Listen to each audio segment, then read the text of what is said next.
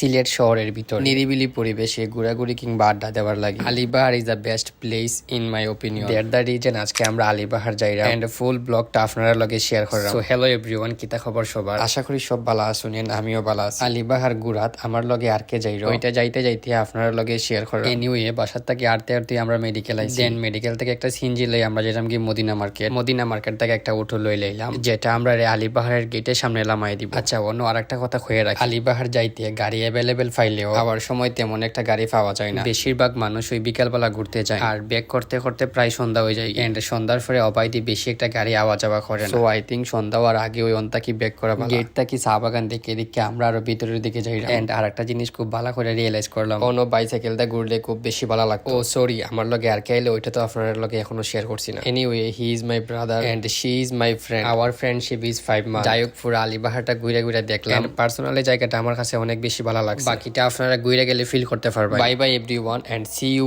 Again.